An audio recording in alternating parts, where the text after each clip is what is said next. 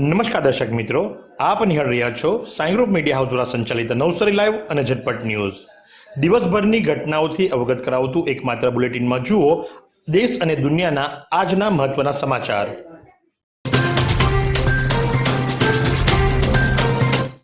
Ward number 12 ની અંદર મોટો અપસેટ સર્જાયો છે। નિકુંજ પાર્ક સોસાયટી મેનેજમેન્ટ દ્વારા એક બેનર લગાવવામાં આવ્યું છે કે તમામ રાજકીય પાર્ટી જોગ અમારી સોસાયટીમાં છેલ્લા 15 વર્ષથી માળખાગત સુવિધાઓ, ડ્રેનેજ, પીવાનું પાણી, બ્લોક, રસ્તા વગેરે કંઈ પણ કામ શાસકીય પક્ષ દ્વારા કરાયેલ નથી। વોર્ડનો કોઈ પ્રતિનિધિ ધારાસભ્ય 15 વર્ષમાં સોસાયટીમાં આવેલ નથી, માટે તમામ મત આપવાનો બહિષ્કાર કરીએ છીએ। એટલે કે રાજકીય પાર્ટી જોગ નિકુંજ પાર્ક સોસાયટી છાપરા રોડ પરથી બેનર લગાવી દેવામાં આવ્યું છે કે અમારી સોસાયટીની અંદર વોટ માંગવા નહીં આવતા। અરે કોઈ પ્રતિનિધિ તો દૂર, પણ કોઈ ધારાસભ્ય પણ 15 વર્ષની અંદર સોસાયટીમાં નથી આવ્યું અને માટે કરી આ નિર્ણય લેવામાં આવ્યો છે। માળખાગત સુવિધા, પાયાની સુવિધા, ડ્રેનેજ, પીવાનું પાણી, બ્લોક, રસ્તા વગેરે કંઈ પણ પક્ષ દ્વારા પૂરું પાડવામાં નથી આવ્યું, જેને લઈ વિરોધના સૂર જોવા મળ્યા છે અને ચૂંટણીનો બહિષ્કાર કરવામાં આવ્યો છે। ડાંગની આહવા 2 જિલ્લા પંચાયતની સીટ પર ત્રિપાખીયો જંગ। એક જ પરિવાર વચ્ચે રાજકીય ટક્કરથી ચરમસીમાએ ઉત્સુકતા। મામા સામે ભણીજની પત્ની મેદાનમાં। ડાંગની આહવા 2 જિલ્લા બેઠકની સીટ જે ખરી એ હોટ સીટ બની। ડાંગ સ્થાનિક સ્વરાજ્યની ચૂંટણીને લઈને રાજકીય માહોલ ગરમાયો છે। વિવિધ પક્ષોના આગેવાનો દ્વારા ડોર ટુ ડોર જઈ જોરશોરથી પ્રચાર અભિયાન શરૂ કરવામાં આવ્યું છે, જેના કારણે જિલ્લાભરમાં ચૂંટણી ગરમાહટ સંપૂર્ણપણે અનુભવાઈ રહી છે। જેમાં ડાંગની એકમાત્ર આહવા 2 જિલ્લા સીટ જે SC અનામત બેઠક છે, આ વખતે વિશેષ ચર્ચાનું કેન્દ્ર બની છે। આ બેઠક પર ત્રિપાખીયો જંગ જામ્યો છે। ડોલુંબરમાં ડૉક્ટર આંબેડકરની જન્મજયંતિ સાકાર વાચન કુટીરનો 5મો સ્થાપના દિવસ ઉજવાયો। નાની ડોલુંબર તાલુકો ધરમપુર ખાતે વિશ્વ વિભૂતિ મહાન માનવ અને ભારતના સંવિધાનના ઘડવૈયા ભારત રત્ન ડૉક્ટર બાબા સાહેબ આંબેડકરની 135મી જન્મજયંતિ અને સાકાર વાચન કુટીરનો 5મો સ્થાપના દિવસની ઉજવણી કરવામાં આવી હતી। ગામના સરપંચ યોગેશભાઈ પટેલ, નિવૃત્ત તાલુકા પ્રાથમિક શિક્ષણાધિકારી ભરતભાઈ રમેશભાઈ પટેલ વગેરે ઉપસ્થિત રહ્યા હતા।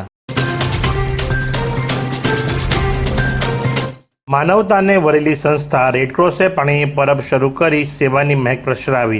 રેડક્રોસ નવસારી જિલ્લા શાખા દ્વારા સમગ્ર ઉનાળા માટે ઠંડા પાણીની પરબ શરૂ કરી સેવાની મહેક પ્રસરાવી છે। ઇન્ડિયન રેડક્રોસ સોસાયટી ગુજરાત રાજ્ય શાખાના સૌજન્યથી દ્વારા પ્રોજેક્ટ ઠંડી પાણીની પરબ શરૂ કરવામાં આવી છે। સખત તાપથી રાહદારીઓ, વિદ્યાર્થીઓ, શ્રમિકો વગેરેને રાહત મળે તે હેતુથી રેડક્રોસ ભવન પાસે લીમડા ચોક જલાલપુર પાસે મિનરલ પાણીની પરબ શરૂ કરવામાં આવી છે, જેનું લોકાર્પણ પ્રોફેસર જસુભાઈ નાયકના વરદ હસ્તે કરવામાં આવ્યું।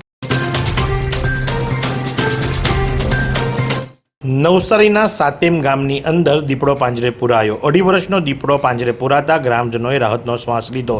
છેલ્લા ઘણા દિવસથી દીપડો સાતેમ ગામની અંદર આંટાફેરા કરી રહ્યો હતો। ખોરાકની શોધની અંદર ઘણા બધા મરઘાઓનો હજુ સુધી શિકાર કર્યો હતો અને જેની જાણ સરપંચને કરાતા સરપંચે સામાજિક વનીકરણ વિભાગને એની જાણ કરી હતી અને સામાજિક વનીકરણ વિભાગ સુપા રેન્જ દ્વારા પાંજરું ગોઠવવામાં આવ્યું હતું અને એ પાંજરું ગોઠવ્યા બાદ ભીખુભાઈ પટેલની વાડીની અંદર ખોરાકની શોધમાં ગયેલો આ દીપડો પાંજરે પુરાયો અને જેની જાણ વળી પાછી વનીકરણ વિભાગને કરવામાં આવી। વનીકરણ વિભાગ દ્વારા એનો કબજો મેળવી એને મુક્ત કરવામાં આવ્યો અને આ રીતે સાતેમ ગામથી 2.5 વર્ષનો દીપડો પાંજરે પુરાતા ગ્રામજનોએ આખરે રાહતનો શ્વાસ લીધો। નવસારીના ટાકલ પાસે અશોક લેલેન્ડ ટ્રક કાર પર પલટતા અકસ્માત સર્જાયો। સદનસીબે સુરતના કાર ચાલકનો થયો આબાદ બચાવ। નવા હાઈવે પર ટાકલ પાસે સરૈયા ફાટકની પાસે ટ્રક અને કાર વચ્ચે અકસ્માત સર્જાયો। સ્પીડ બ્રેકર બચાવવા જતાં ટ્રકે કારને કચડી। અધૂરા સ્પીડ બ્રેકર પરથી પસાર થતી વખતે ગતિમાં અવરોધ ન આવે તે માટે ટ્રક ચાલકે પોતાની વિરુદ્ધ દિશામાં ટ્રક ચલાવ્યો, એટલે કે રોંગ સાઈડ હંકાર્યો અને જેના કારણે લઈ આ અકસ્માત સર્જાયો। અધૂરા છોડાયેલા સ્પીડ બ્રેકરને કારણે વાહન ચાલકોને ભારે હાલાકી ભોગવવી પડે છે અને તેના કારણે જ આવા અકસ્માતો સર્જાય છે।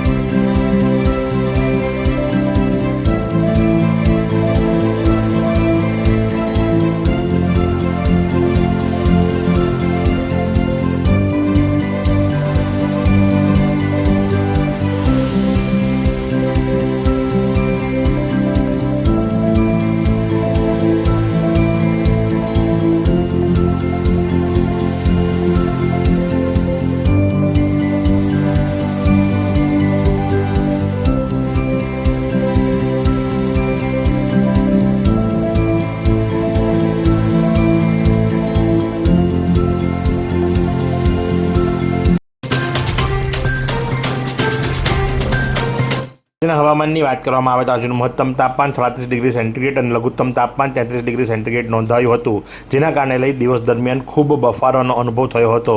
ભેજની વાત કરીએ તો સવાર દરમિયાન હવામાં ભેજનું પ્રમાણ 94% અને સાંજ દરમિયાન 47% નોંધાવ્યું હતું. 3 કિલોમીટર પ્રતિ કલાકની ઝડપથી પવન ફૂંકાઈ રહ્યો હતો અને પવનની દિશા નોર્થથી વેસ્ટ તરફની હતી. ડાંગમાં 200 વર્ષ જૂનું મધી બહેડા વૃક્ષ આકર્ષણનું કેન્દ્ર. દક્ષિણ ગુજરાતના ગાઢ જંગલનો પ્રદેશ તરીકે ઓળખાય છે ડાંગ, જ્યાં અનેક જાતની ઔષધીય મૂલ્યો ધરાવતી વનસ્પતિઓ, નાના છોડ અને વેલો જોવા મળે છે. આવી જ ઔષધિઓને ઐતિહાસિક મહત્વતા ધરાવતા એક અનોખું વૃક્ષ તરીકે ડાંગના વઘઈના ભેંસકાતરી ગામમાં આવેલું મહી બહેડા વૃક્ષ પ્રસિદ્ધ બન્યું છે. ગુજરાત પ્રદેશ ભાજપના પ્રચાર અભિયાન અંતર્ગત નવસારી જિલ્લાના ચીખલી ખાતે વિકાસ સંકલ્પ સભાને સંબોધિત કરતા જગદીશ વિશ્વકર્મા દેશની 140 કરોડ જનતાએ 3 વખત પ્રધાનમંત્રી તરીકે નરેન્દ્ર મોદીને પસંદ કરી દેશના વિકાસના માર્ગને મજબૂત બનાવ્યો છે. કોંગ્રેસ સહિત વિપક્ષે મહિલા અનામત બિલમાં રોડા નાખ્યા છે. દેશની મહિલાઓ કોંગ્રેસને ક્યારેય માફ નહીં કરે. રાહુલ ગાંધી અને કોંગ્રેસ પાસે મહિલાઓના સન્માન અને ક્ષમતાની કોઈ જ સમજ નથી. આજે દેશની દીકરીઓ અંતરિક્ષથી લઈને રમતગમત, સ્ટાર્ટઅપ અને વિવિધ ક્ષેત્રોમાં પોતાની ક્ષમતા સાબિત કરે છે, છતાં કોંગ્રેસ બિલ અટકાવી તેને આગળ વધવામાં અવરોધ ઊભા કરે છે. આ તમામ શબ્દો ઉચ્ચાર્યા જગદીશ વિશ્વકર્માએ. નવસારી જિલ્લાની મુલાકાતે આવેલા જગદીશ વિશ્વકર્માએ છાપકાઓ વરસાવ્યા છે કોંગ્રેસ પર.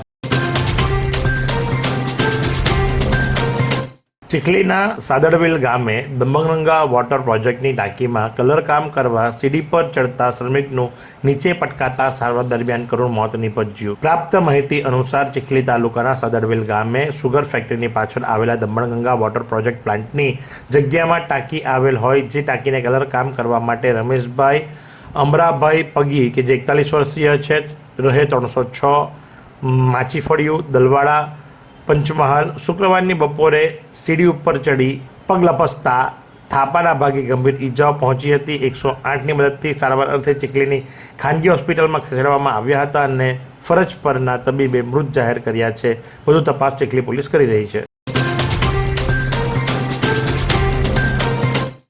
ચીખલી તાલુકામાં હાલ ફળોના રાજા કેરીનું બજારમાં થોડી ઘણી માત્રામાં ઉપલબ્ધિ વચ્ચે વિધિવત આગમનની રાહ જોવાઈ રહી છે. જોકે વાતાવરણની સાનુકૂળતાને અભાવે ગત વર્ષની સરખામણીએ કેરીનું ઉત્પાદન ઓછું રહેવાનું અને ખેડૂતોને સારા ભાવો મળવાનું અનુમાન કરાઈ રહ્યું છે. ત્યારે ગેજ ગામના મોટા ડુંગરિયામાં પાટીદાર ખેડૂત દ્વારા ફળોના રાજાની સલામતી માટે પોલિથીનની બેગનું આવરણ ચડાવવામાં આવ્યું છે. આ બેગથી કેરીના ફળ ઉપર જીવાત કે ચીક ન લાગતા ચોખ્ખી ચળાક રહેતી હોય છે અને સારી ગુણવત્તાનો ભાવ પણ મળતો હોય છે.